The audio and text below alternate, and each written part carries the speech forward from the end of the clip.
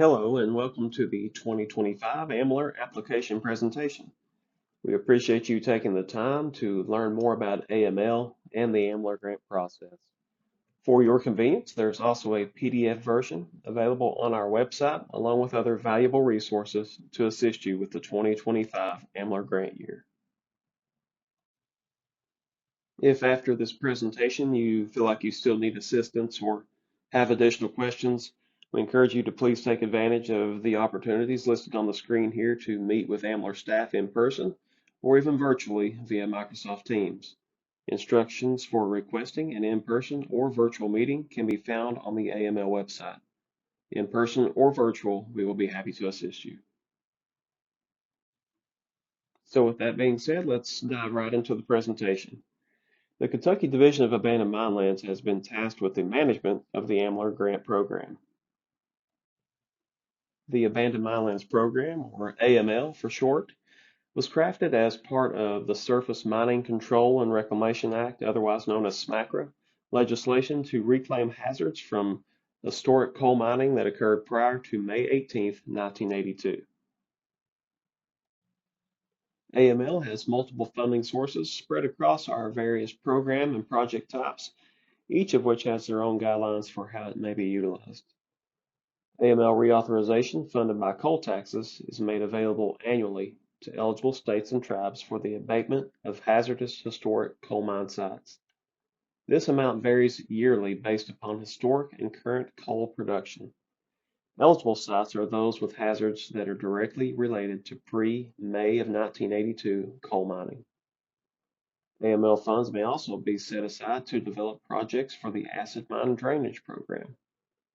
The recent passing of the bipartisan infrastructure law has provided AML with additional funding to address hazards related to historic coal mining. Both AML reauthorization and bill also allow for the utilization of funding in the Water Supply Restoration Program for the purpose of protecting, repairing, replacing, constructing, or enhancing water-related infrastructure adversely affected by historic coal mining. The bond forfeiture reclamation program focuses on the reclamation of post-May of 1982 coal mining, where the permitted coal operator failed to comply with federal and state laws regarding reclamation practices. The posted reclamation bond is then forfeited to the Commonwealth. And finally, the Abandoned Minelands Economic Revitalization Program, also known as AMLER, was established in 2016. This program is granted from the Federal General Fund and administered by AML.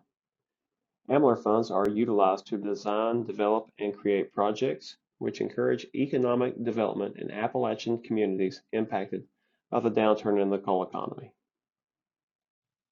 So after taking a look at all of these funding categories, let's talk specifically about the AMLER program.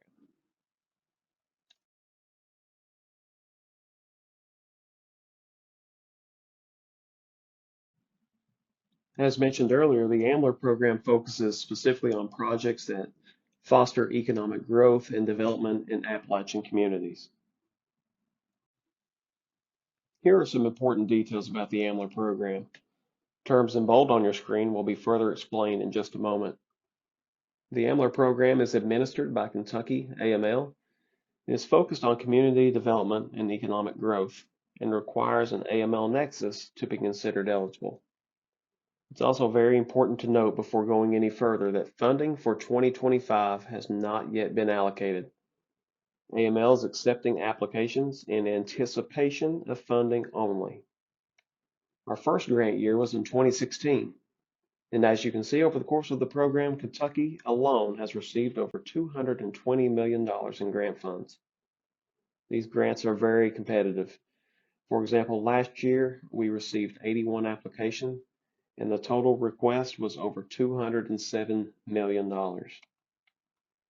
Selected applicants are chosen by the Kentucky Energy and Environment Cabinet Secretary, then go through a rigorous process before receiving authorization to proceed to begin grant implementation. So now let's take a look at some important terms. The first term we'll look at is AML Nexus.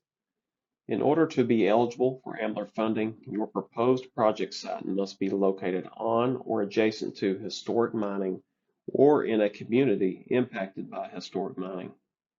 AMLER funds cannot be spent on any currently permitted Title V mine sites.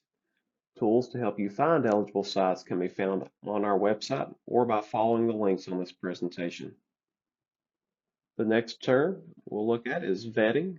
This is a conceptual review of the project proposal.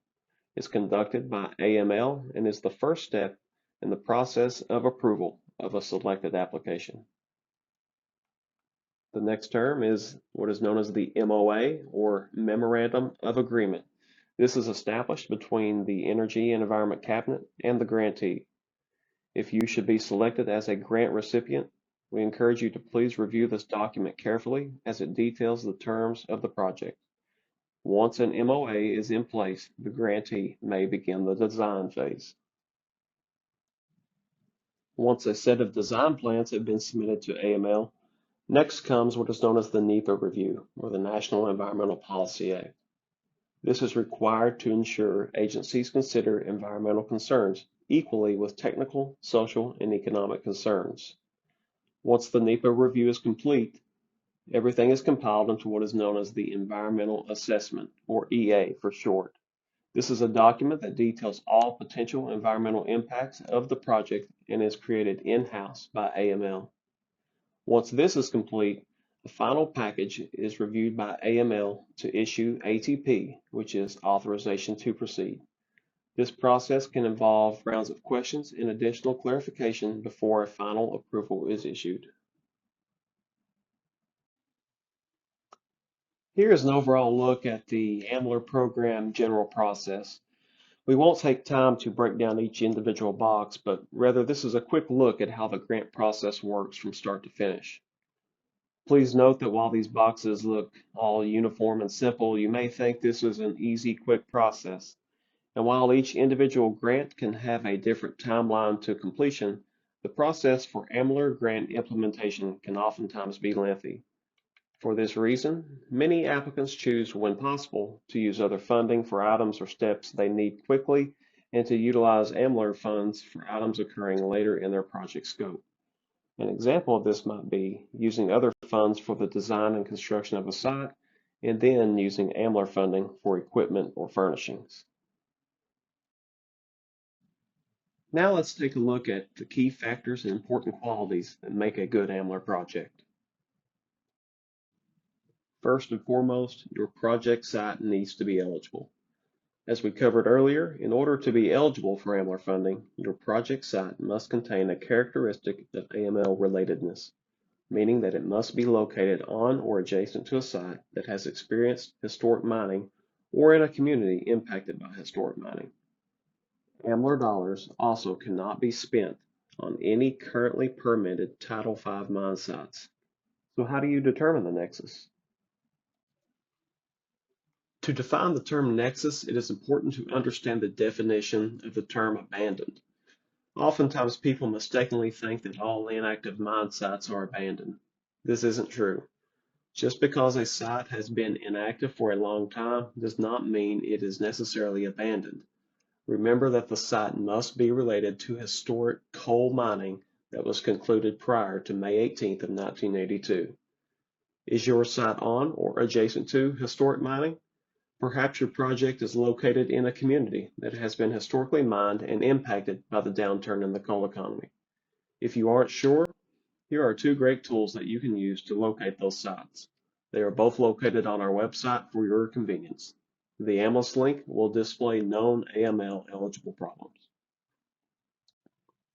The AMLER search tool seen here contains the AMLES layer, as well as underground and surface mining boundaries, both active and inactive. This tool can help you determine if a site is located on a currently permitted Title V mine boundary, which again would make it ineligible for AMLER funding. Please note that all selected projects do receive a thorough mine history review prior to vetting by AML staff. The next piece of the puzzle is to have a practical plan. What do you intend to accomplish with your project idea?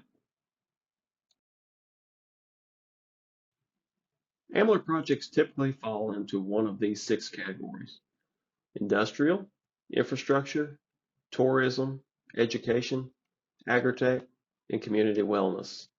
Regardless of which category your project idea falls under, the overall goal of the program is economic development in the community. While you think about which of those categories your project might fall under, it's also important to think about what your proposed project's performance metrics might be. A performance metric, in simple terms, is an item of success that can be tracked. Some examples might include jobs created, clients served, or some type of increase in service that is offered by a business. Now let's take a look at some examples of metrics. Not everything that is trackable is equal, so here are some good and not so great metric examples. Good metrics are those that are a direct result of this particular project idea. Less desirable metrics are things like temporary jobs. Yes, all jobs are nice, but temporary jobs are not going to have a long-lasting impact. We also ask that you do not report indirect jobs. Performance metrics must be reported on an annual basis. Therefore, listing indirect jobs could lead to speculation and a higher chance of inaccuracy. Another less than desirable metric is such things as footage, yardage, and acreage. You can include information regarding an expansion in your project description, but leave it off of the metrics. Instead, report how the expansion is beneficial. For example, if you are adding 5,000 square feet to a building, will the extra space enable you to treat more patients, fit in more students, or will you be able to add new inventory or equipment that will boost your revenue? These are preferable metrics. Having a practical plan, realistic metrics, and a nexus are a great foundation for a project, but getting it executed can be a daunting task. Having the right team is crucial. Applicants oftentimes partner with local governments, area development districts, and others to ensure the success of their project. Having the right partners demonstrates your commitment and provides accountability. Speaking of teamwork, having a great grant manager is crucial to your project. Again, this is a long process. This person will be responsible for preparing and submitting reports and invoices, conducting monthly meetings, reviewing documentation prior to submission, and helping you follow procurement laws. Please take time when you receive this presentation to review this slide in its entirety. This is a big commitment. If you feel that you may need a grant manager, be sure to include grant administrative costs as a bid item on your application. Typically, grant administration is no more than 2.5% of construction costs. All of the elements that we've discussed so far add up to a great project, but your project needs a great leader as well. Again, partners are very important. Oftentimes, these groups of people work together to accomplish the goals of your project, but there needs to be a driving force, one person to lead the charge who is in it for the long haul and will ensure the success of your project. Think of this as your project needing a captain to motivate your team. The final piece we'll talk about is having a good application. While assembling your application, we have just a few quick recommendations for you. Be sure to take your time when completing your application. This will help to avoid errors. Talk with your team. Consult with a professional or someone who is experienced with a similar style project. Enlist someone who is unfamiliar with your project to take a look and read over your application. Can they clearly understand your plan? Also, proofread and check for errors. Remember, you want your submission to look professional. And finally, if at any time you have questions, feel free to reach out to AML staff. Kentucky AML will be accepting any and all submissions for consideration, although the following characteristics are encouraged: significant job growth, significant tourism development, sustainable projects that will be self-sufficient after AMLER funds have been expended, and innovative and practical projects. There is no minimum or maximum grant request amount. Again, we must caution that funding has not yet been allocated for 2025. However, AML is accepting applications in anticipation of additional funding being made available. The application period is scheduled to run from February 10th until May the 12th. This allows us to be ready to proceed if funds are allocated. The application period will end on May the 12th at the close of business. After you submit your application, someone from AML will reply to you letting you know that it was successfully received.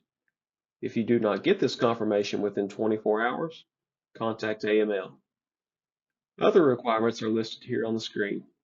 Feel free to press pause to review them.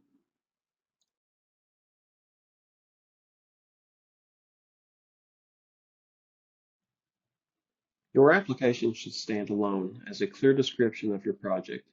Other than the required location map, all other attachments should be considered supplementary.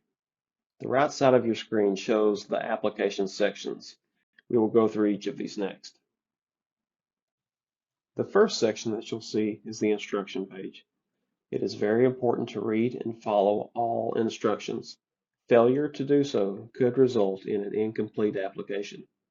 Any questions regarding the application process should be referred to the contacts listed on the screen. Next, you'll see some notes concerning this year's grant. Here, you'll see information already discussed, such as the nexus definition, but one key point in this section is that AMLER projects are now subject to follow the Build America, Buy America Act. Information regarding this and other guidelines of the grant can be located by clicking the hyperlinks or visiting the Kentucky AMLER website. AMLER grants are implemented under the AMLER guidance document and should be reviewed prior to application submission. As previously mentioned, it is important that you know that AMLER grants are now subject to the Build America, Buy America Act as it relates to infrastructure projects. This is very important when determining cost estimates and funding needs for your project. Applicants should also pay close attention and review 2 CFR 200, particularly the sections noted here.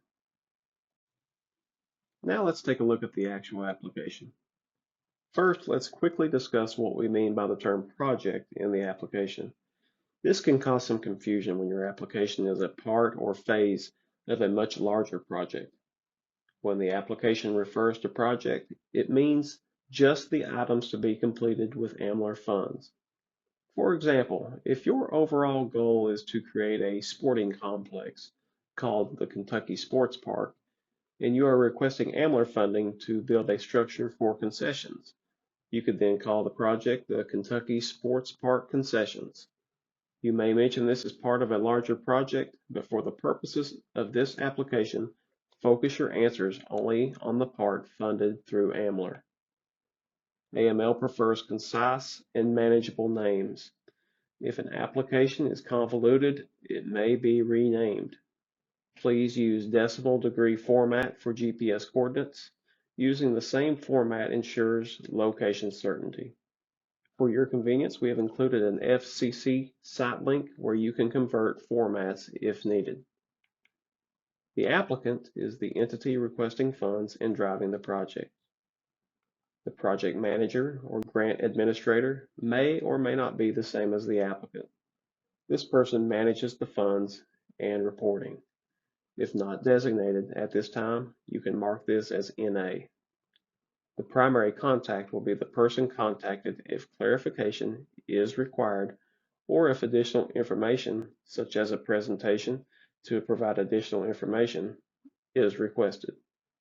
Please provide valid information in this section. Section 4. This section is fairly self-explanatory. Only choose one category that best fits your project. Section 5. This is your opportunity to tell us about your project. The reader will not know the backstory to your project, so it's very important to clearly and concisely state exactly how funds will be used and what is the ultimate goal of the project. This is not a justification or where you need to put the coal history of the area. That is a section of its own later on. This is your opportunity to paint a picture of what this project intends to accomplish.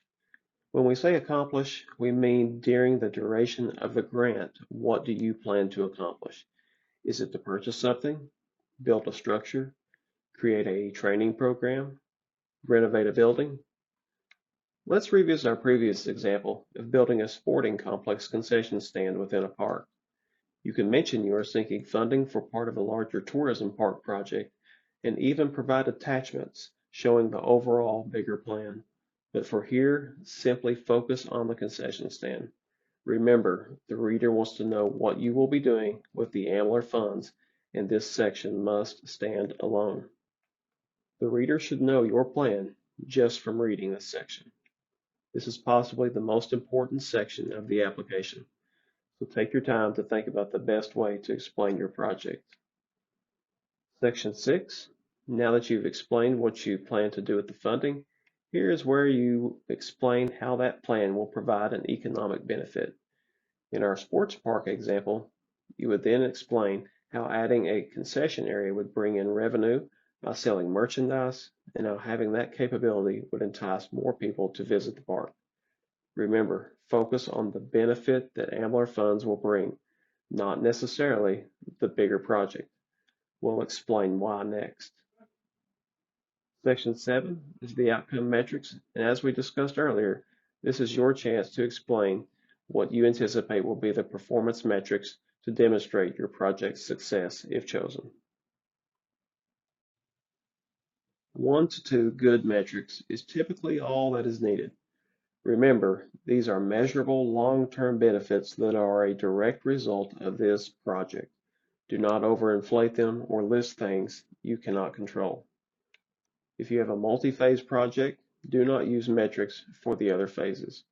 The reason is you do not know when or if those metrics will be met. Also, if you decide to apply for additional AMLER grants later on, you cannot use the same metrics previously reported. Section 8 is a very simple section known as tax revenue. If the project applicant is a local government, please provide estimates of any increases in tax revenue anticipated as a result of this project. Section 9, the multi-phase projects section. We've talked a lot about if this application is a part or a phase of a larger project. Well, this is your chance to explain your larger grand scheme and the other phases included.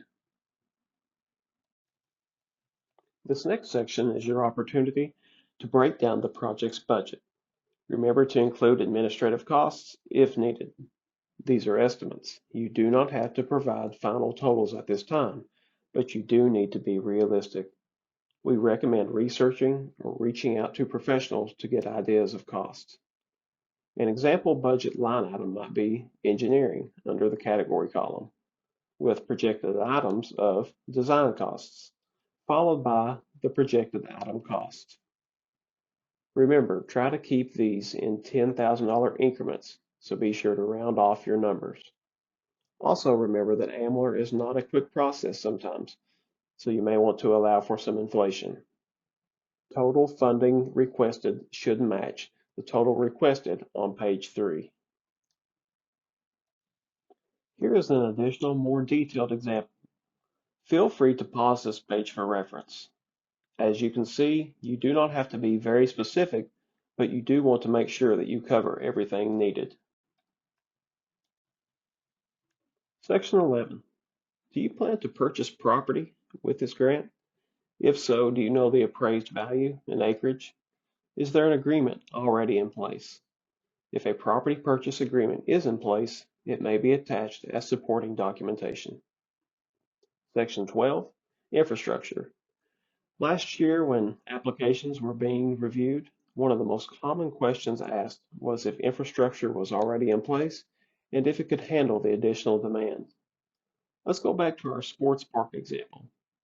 Let's say the concession structure is also going to have public restrooms that will at least require water, sewer, and electricity. Make sure the local utilities can handle the additional burden on their lines. Section 13, business recruitment. If, for example, you intend to build a spec building, do you have documented interest or a commitment from a business to move in once it is built? And finally, Section 14, sustainability. How will the project continue once grant funds are expended? As mentioned earlier, please consult OSMRE guidance regarding property purchases. This information can be found on the Kentucky AMLER website. Sections 15 to 17 center around the project's nexus. Section 15, the AML reclamation section, is if your project intends to reclaim any abandoned mineland features such as landslides, high walls, open mine portals. This is where you would provide details about that effort. Section 16, the AML nexus. To be eligible, the project site, of course, must have a nexus with historic mining. You may consult the link listed here as a resource. Additional documents may be attached in support of this section. Section 17, permitted mining consideration. As mentioned earlier, AMLER funding is not allowed on any currently permitted for coal mining lands. Does any of your project proposal fall within a current permit? Section 18 is fairly straightforward concerning vetting information. All selected applications will later be vetted for conceptual approval of the project. Complete the following sections to facilitate that process if selected by answering all questions. If the question does not apply to this application, you can complete with an NA. Do not leave any section blank. The last few sections of the application focus on other funds. This is funding that is anticipated to be secured or has already been secured other than AMLER dollars. Do not include your AMLER request here. Section 22 is simply the signature of the person who has prepared this application. Again, if you have any questions regarding the application, we have set aside time to meet with you in person or virtually, and you can schedule that on our website. You may also email questions to the addresses listed at the first of this application. Next, we have some basic submission instructions. Send the completed application in PDF form by email to the addresses listed here. The completed application must include the project name in the file title. Handwritten copies will not be accepted. Please submit at least one geographic map of the site location. This map must be in an image file format listed here. And the map must include a clearly marked site location, GPS coordinates in decimal degree format, an outline of the project boundary, and any other necessary descriptive information. Here's an example of a location map. As you can see, the project's name, address, and GPS coordinates are clearly listed. It also shows the anticipated project boundary. Nearby roads are also clearly marked. Remember, the reviewer may not know anything about the area, so they need identifiable markers. And finally, some information about supporting documents. It's important to label and title any supporting documents with the name of the application and section to which they relate. Attachments may be in any format, but may not exceed the 8 megabyte file size limit. Some examples of supporting documents are listed below. Getting from the application to the project phase. Let's discuss what makes a great application and ultimately a great project. So now let's take a look at some winning qualities that make up a great AMLER application. Your application should be focused, detailed, driven, sustainable, practical, and professional, with concise, targeted objectives, clear action steps, a definitive leader that shows passion for the project and community, and a project that shows independence long after AMLER funds have been exhausted. It is very important to note that applications will not be checked for errors. What you turn in is considered your final submission. So please make sure your application is correct. Let's now take a look at some previously awarded grants. The first project we'll look at is the East Kentucky Advanced Manufacturing Institute in Paintsville, Kentucky. This project actually received 2 AMLER awards, one in 2016 and one in 2017, and the awards were spent on interior and exterior site improvements, as well as purchasing equipment for the Institute's CNC Machinist Training Program. Up next, we'll take a look at the Prestonsburg to David Rails to Trails project, otherwise known as the Prestonsburg Passage Trail. This is a 2016 AMLER grant that was awarded nearly $2 million and produced an 8.5-mile fully paved trail system that's open to horse, bike, and pedestrian traffic. Next, we have two projects that were actually completed at the same industrial park. The first project, known as the Marion Branch Industrial Development Project, was a $5 million grant that reached completion in 2019. The building, seen at the top of your screen, is currently occupied by Appalachian Tank. The second project, known as the KEIP Spec Building, was a $6 million grant that reached completion in 2021 and is currently occupied by Wright Concrete. Next up is the Mine-Made Adventure Park AMLER project in Knott County. This was a $1.7 million award from the 2019 grant year. This project is currently under active construction and once completed will result in the addition of a new multi-use building for visitors to enjoy. Additionally, the park was recently awarded an additional AMLER grant to construct a zip line, shower house, and lodge. Next, we have the Pikeville Medical Center Children's Hospital. This was a nearly $5 million AMLER award from the 2019 grant year that involved equipment purchases and the renovation of an entire floor of the hospital to be devoted to pediatric care, the first of its kind in the region. The Lynch Motorsports Welcome Center in Harlan County was awarded $400,000 in 2020 to purchase and renovate a new motorsports-oriented welcome center along the popular Dragon Slayer Trail. This project is under active construction and should be completed in the first half of 2025. The King's Daughters Health System Expansion Project was awarded $4 million in 2020 and consisted simply of equipment purchases at several of the hospital's properties. The last project we'll look at is the Kentucky Apple Nexus project in Martin County. This is a $9.1 million award that will be used to expand an existing spec building into a state-of-the-art Apple storage, packing, and sorting facility. As we wrap up our presentation, this next slide takes a closer look at applications selected to receive an AMLER award in 2024. As you can see on the top right portion of your screen, the selected application types covered several different categories aimed at making the highest economic impact for the Appalachian region of our state. The graphs on this slide provide an overall snapshot view of the types of projects awarded with AMLER funding. It's important to note that there is not a minimum or maximum amount of funding that you can request. However, since the beginning of this program in 2016, the average requested funding amount has been around $2.8 million, with the average award coming in at $2.2 million. Feel free to pause this screen to take a longer look at the different project types and data provided. If, after this presentation, you feel like you still need assistance or have additional questions, feel free to take advantage of these opportunities to schedule a time to meet with AMLER staff in person or virtually via Microsoft Teams. Instructions for requesting an in-person or virtual meeting can be found on the AML website, along with a link to schedule an appointment.